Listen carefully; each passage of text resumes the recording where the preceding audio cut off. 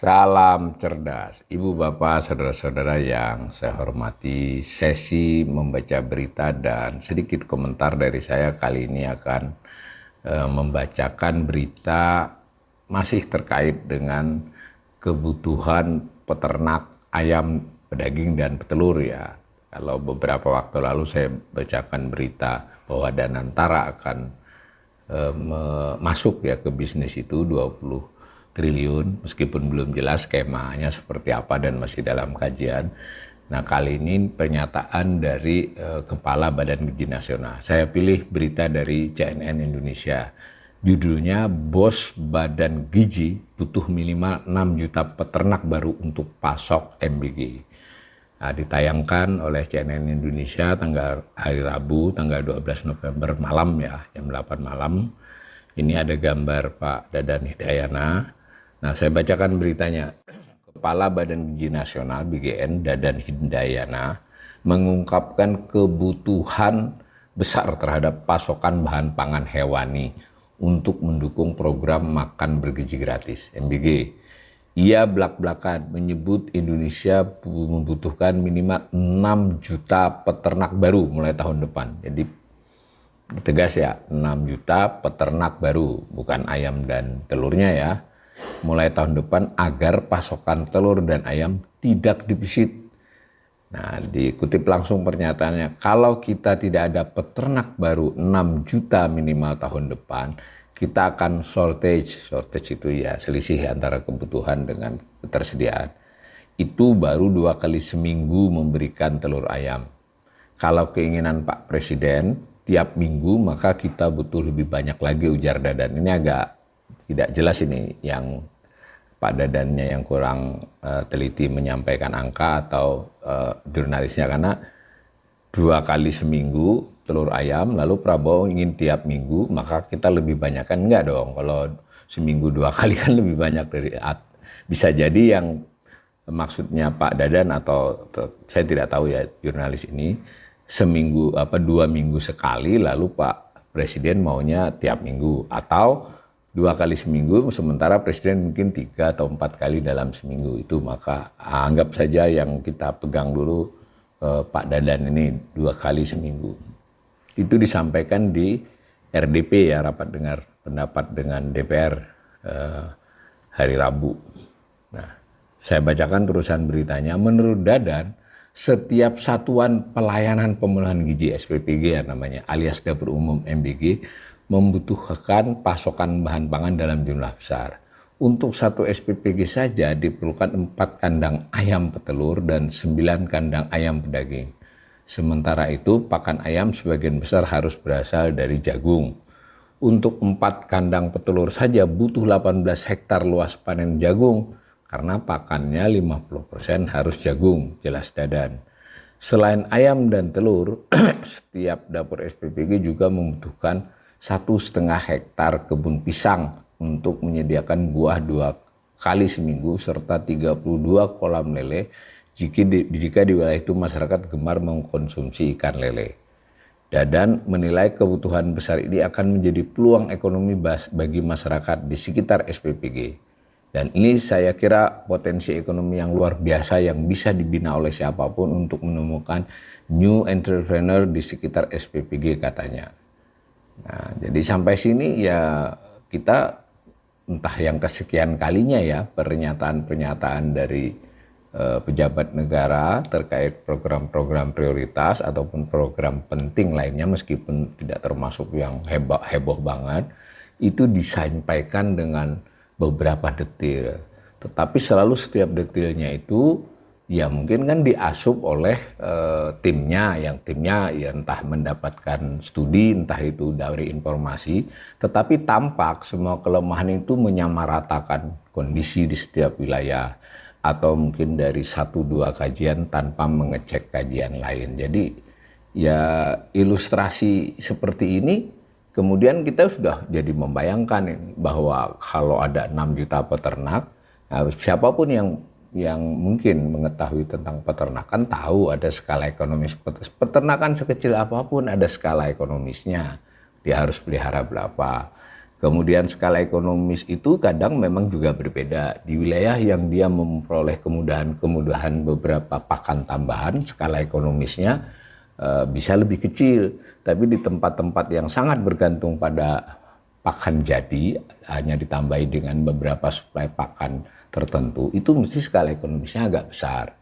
Nah, semacam itu ya. Jadi dari sisi itu kita sudah harus perhitungan ini. Kemudian ketika peternak melakukan, umpama ada peternak baru masuk, itu bukanlah soal yang gampang ya, karena beda dengan misalnya, mohon maaf nih, sekedar buka warung gitu ya misalnya, hanya berjualan, itu lebih tidak memerlukan skill yang besar dibandingkan peternakan. Itu selain skill juga passionnya, apakah dia senang beternak, karena ada aspek-aspek teknis yang membutuhkan orang tersebut, karena nggak bisa kalau udah punya peternakan tuh day per day ya, nggak bisa libur gitu. Dari sisi pemiliknya, kalau dia meliburkan diri, dia harus ada orang yang menggantikan dia dan seterusnya. Jadi penjelasan enteng ini saya kira sudah akan tidak mudah gitu. Dan nah, saya baca berita lanjutan yang lebih menyulitkan lagi, berita selanjutnya ini. Dadan menambahkan BGN akan berkoordinasi dengan Badan Pengelola Investasi BPI Danantara agar pendanaan untuk membangun peternakan dapat menyasar langsung masyarakat sekitar dapur MBG. Kemudian terkait yang pasok, saya setuju semuanya berbasis lokal. Nah, ini positioning Pak Dadan dalam hal ini saya apresiasi ya. Kita semua mencatat nih supaya jelas. Kepala BGN mengatakan setuju semuanya berbasis lokal dan kami nanti akan sampaikan ke Danantara agar uangnya membiayai masyarakat yang ada di sekitar SPPG, ujar Danan. Ia menilai pendekatan berbasis lokal tersebut penting agar masyarakat desa menjadi bagian dari rantai pasok bahan pangan MBG, mulai dari peternak ayam, pembudidaya ikan, hingga petani jagung dan pisang. Oke ya, ini keren banget nih. Nah, saya ekonom juga setuju. Nah, tapi mari kita kaitkan dengan yang saya bacakan dengan Danantara berencana masuk ke peternakan ayam 20 triliun. Nah, kalau logika umumnya karena dana ini size-nya besar dan dia juga mestinya bisanya ngurusi yang besar-besar kalau secara langsung. Maka kemungkinan dia kalau masuk 20 triliun itu dia bisa masuk ke salah satu BUMN sebagai pelaksana dari investasi 20 triliun itu. Bisa juga dia pecah ke 2 atau 3 yang mestinya juga besar. Ya bisa juga BUMN atau BUMD.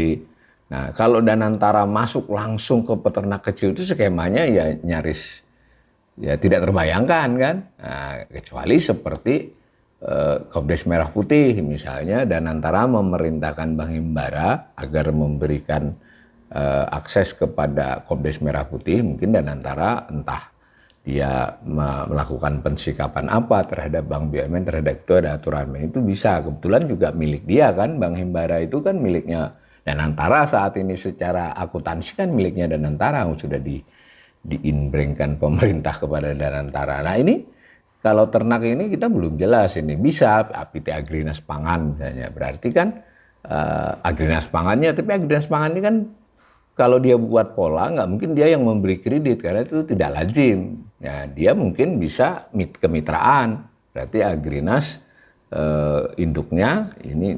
Intinya sampai sini saya kira keinginan Pak Dadan ini sangat bagus dan ini yang sesuai dengan narasi awal MBG. Tapi tiba-tiba kita dapat info Danantara mau masuk ke peternakan ayam. Ini sedikit sudah mulai membuat komplikasi. Ya, ini memerlukan pemecahan teknis ya. Nah, kita tidak tahu bagaimana nanti. Ini saya bacakan lagi. Kita butuh juga minimal 1 juta ayam pedaging baru, ayam pedaging untuk diternakan. Kalau tidak, kita akan shortage juga. Ini Pak Dadan ya. Jadi angka-angka ini ya jelas dari laporan tim dia dan mungkin cukup sudah melalui perhitungan ya. Tapi yang saya ingin gambarkan kepada pemirsa, ini ada persoalan, lalu mau dipecahkan seperti apa? Nah, sebagian pemecahan ini kelihatan terlalu jangka pendek atau sebagian lagi terlalu generik karena mungkin secara total kekurangannya segitu, tapi pemecahannya kan belum tentu sama polanya di seluruh Indonesia. Itu selalu kritik kepada beberapa kebijakan yang seperti ini kepada pemerintah itu adalah kurang melihat situasi lapangan yang berbeda. Tentu tidak harus setiap perbedaannya diakomodasi, tapi kan bisa dibuat beberapa pola untuk lebih dekat dengan kondisi lokal tersebut, prosedur dan tata caranya. Saya baca lagi nih.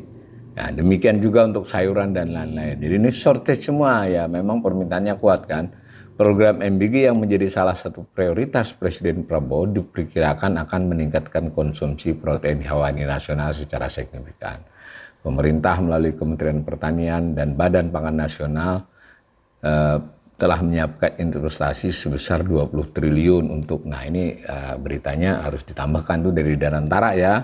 Nah, kita tidak tahu melewati Bapanas atau tadi Badan itu badan, Kementerian Pertanian itu kementerian.